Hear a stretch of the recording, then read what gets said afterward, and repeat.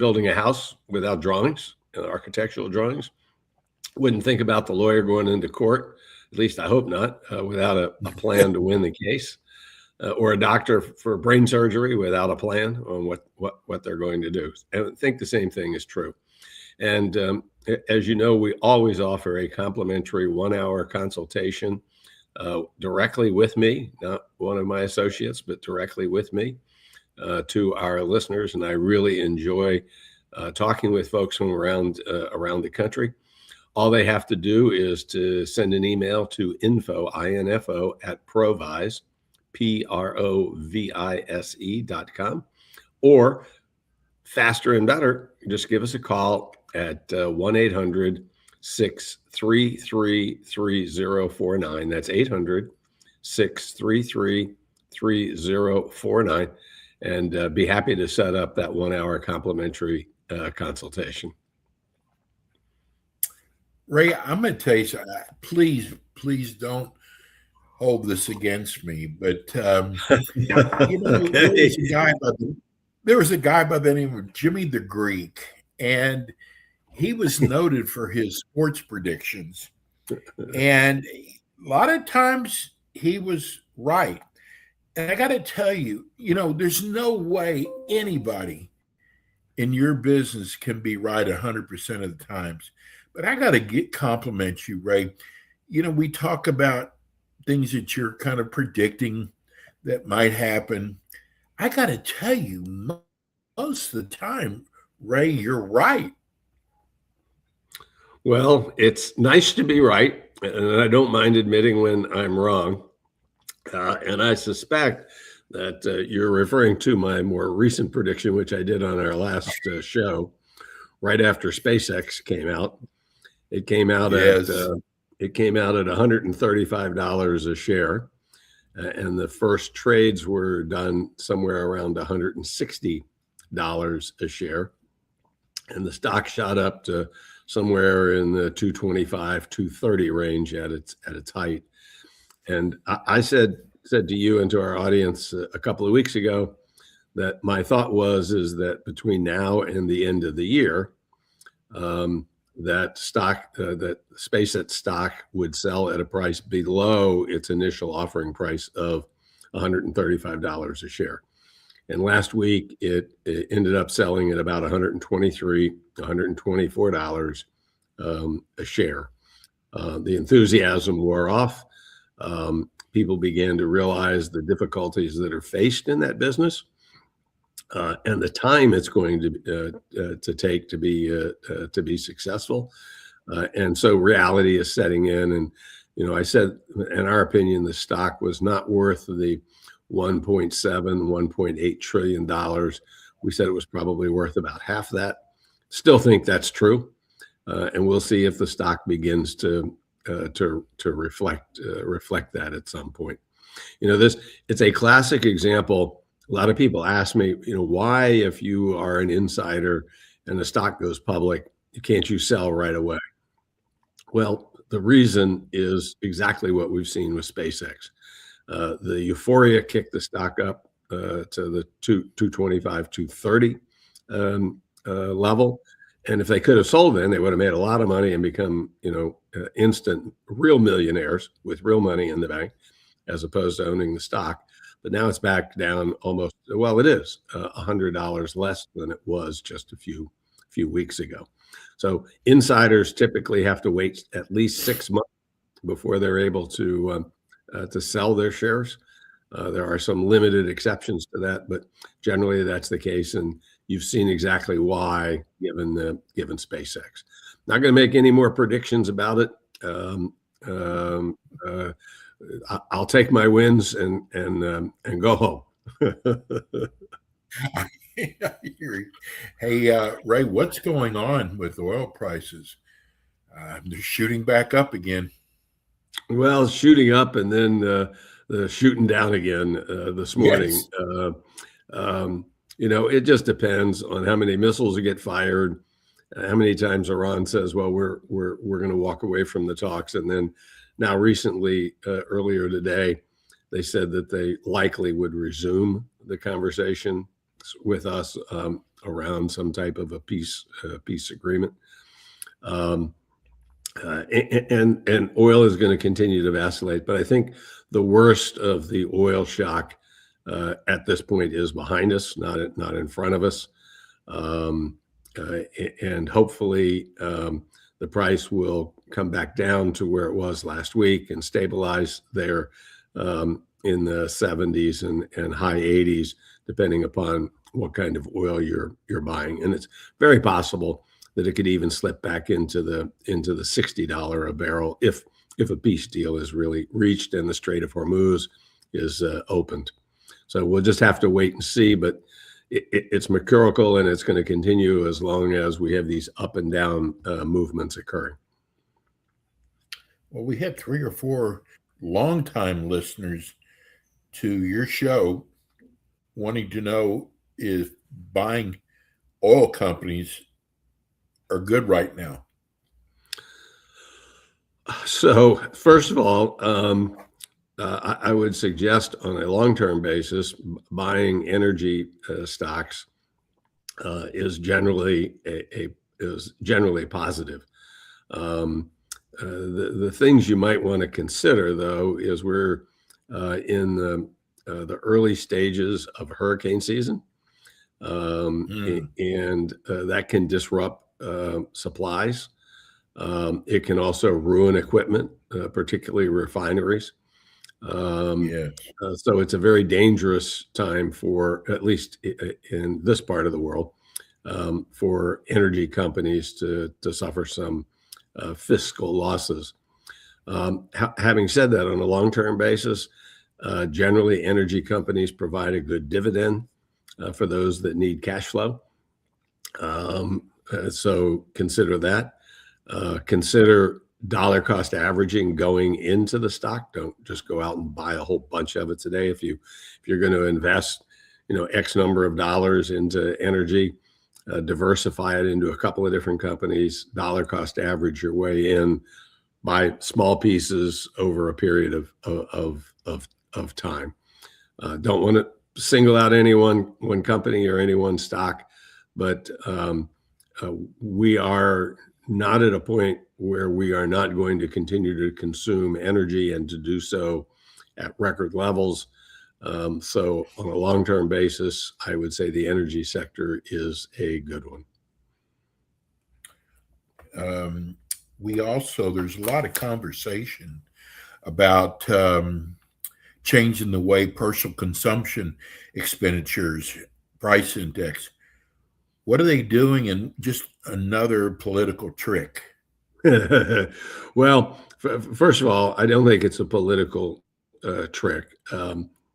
We're talking about the personal consumption expenditure index, the PCE, which is the preferred method to measure inflation by the Fed, as opposed to the consumer price index.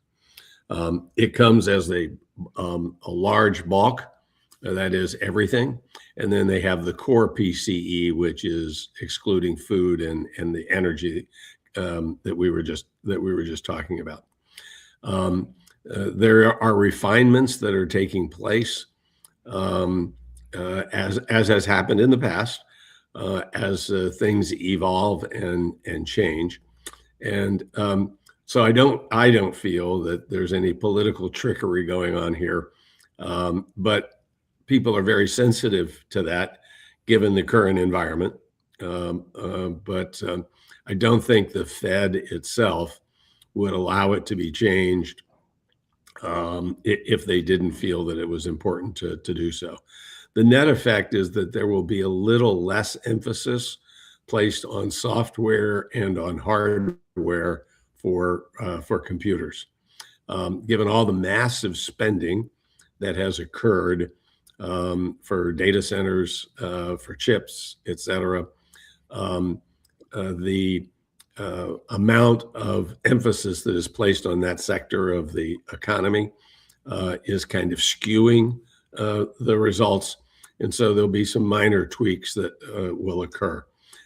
Guess is it'll probably lower the PCE by 1 or 2 tenths of a percent, not 1 or 2%, but 1 or 2 tenths of a percent. So you can see it's nothing that is horribly major. In May, which is the last PCE that we had, the total index was about 4.1%. The core was 3.4. So you can see that energy and food had a huge emphasis in that quarter. We should see those numbers come down anyway, because the price of oil has come down since then. And when we get the new numbers, which will be coming out very shortly. This is from Mike on YouTube. Mike's in Orlando. He wants to know, did I read inflation came down for the first time in the last 6 years? Is that correct? No, Mike, that's not correct. Over the past 6 years, we've seen inflation go from pre-COVID to something that was right around 2.2%, go as high as 9%, drop back down to something in the high twos, low threes, and now running, as I just mentioned, somewhere in the upper threes or lower fours, depending upon the measurement that you're looking at. What you did read probably is that this past month there was a slight downturn in prices, and again, primarily related to energy, which we can all enjoy. Although I have to say, I filled up my tank this weekend and for premium gas, and it was $4.79. So prices are back up. And we're going to continue to see that fluctuation, as we talked about earlier in the show, until oil prices stabilize. Ray, we got to talk about, because it just started July 4th, are the Trump accounts. And this was created about a year ago. Is this a good way for people to save and invest money? So, Stephen, in the beginning, there was a lot of question about, do these accounts really make sense? And I have to admit that I was a skeptic of them. Okay, another way to save money, but were they really necessary? But having thought about it, I think it is. It could be an unbelievable wealth builder for a lot of people. First of all, every child born between January 1st of 2025 and December 31st of 2028, the government's going to put $1,000 into the pot. The Dells have said they're going to put $250 in for each of those people. The chief operating officer of SpaceX said she was going to put some of her stock into those. But is that in addition to, Ray? I'm sorry, I didn't understand, Stephen. Is that money like Dell's going to be putting in? Is that in addition to what the government's going to be putting in? That is correct. That is correct. Okay. Parents can put in, parents, grandparents, friends, neighbors, relatives, whoever can put in up to $5,000 a year into these accounts. And now these numbers are going to be generic in nature, but they're staggering. If you were to invest $5,000 a year for 17 years from birth until a child turns 18 and invested the money at 7%, at the end of those 17 years, you're going to have somewhere around $220,000 in the account. If you leave that money at the end of 18, that money then goes into a regular IRA account, just like anyone is if you were working. And if you left that money alone and continued to earn 7% on it for another 43 years, it would be worth over $20 million. Wow. Now, what we have discovered in thinking about this is that when a child turns 18, they're in their lowest tax bracket ever. And when they take money out of a regular IRA, they have to pay taxes on it. It may be worth considering paying the taxes on it and moving it into a Roth IRA, and allowing the money to grow on a tax-free basis, going forward at that time. It's just another thing to consider. In any event, the world is full of good investment plans. This is another one. Money left alone can be used at retirement, but in it from an IRA, it can also be taken out to help pay for college education, first home, a number of other exceptions that don't penalize you. So something to be considering as you go forward. I want to go to Eddie in New York. He's 64 years old, single. He has no heirs. He's about to retire. He wants guaranteed income for the rest of his life because he fears about running out of money. What does he do? Well, I think it's a fear that everyone has, is no matter how much money they have, that the running out of money rarely happens. What happens is we decrease or change our lifestyle by cutting back on things. But in Eddie's case, he may want to consider purchasing an annuity, and what's called an immediate annuity. And this would then be with an insurance company. So it has some stability behind it, but there's still some risk. If anything were to happen to the insurance company, he could lose his money. So it's only guaranteed by the insurance company. It's not guaranteed like a CD or a treasury bill where it's the full faith and credit of the US government. But by setting up an immediate annuity, they will calculate what is called a single life expectancy and pay him a monthly amount or quarterly amount, depending upon how he wants to do it, for the rest of his life. You want to talk with more than one insurance company to get quotes from them, because they will differ, and they could differ substantially, particularly over time. But that's something that you can consider. So it's a single life expectancy on an immediate annuity that would be probably most appropriate. You might want to not put all of the money into that immediate annuity. You may want to spread it amongst a couple of different companies just to have some diversification, would be number one. And number two, you might want to set aside a little bit of it to have into some type of other investment that might provide some hedge against inflation. So things for you to consider. Most importantly, get together with an insurance expert.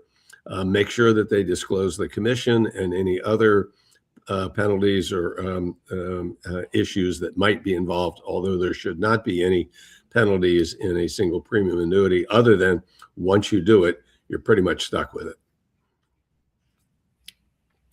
Ray, how do people reach you? Folks can reach us, Stephen, one of two ways. You can send us an email at info@provise.com, and that's info@provise, provise.com, or give us a call at 1-800-633-3049. We always offer that 1 hour complimentary consultation with me. And happy to set that up.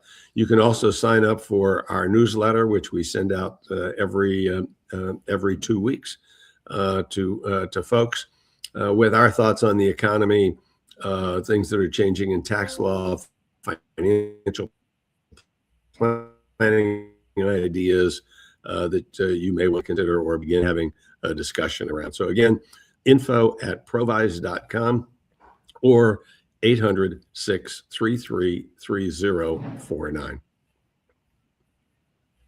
Ray's with us twice a month. He'll be back with us the first Monday at 9 p.m. Eastern Time. Ray, thanks again. We love doing the show with you. And hey, watch out for that storm. All right. We'll be careful, and you as well. Thanks, Stephen. Have a great week. Thanks, buddy. That's Ray Ferrara, Provise. We're going to go to a quick break. We'll be right back. Thanks for tuning in today to the Ask the Expert show on W4CY Radio and Talk4 TV. Tune in next week and every week to hear more from our experts on personal injury, insurance, air condition repairs, estate planning, Medicare, and many other topics in the areas of legal, health, financial, and home improvement. See you next week.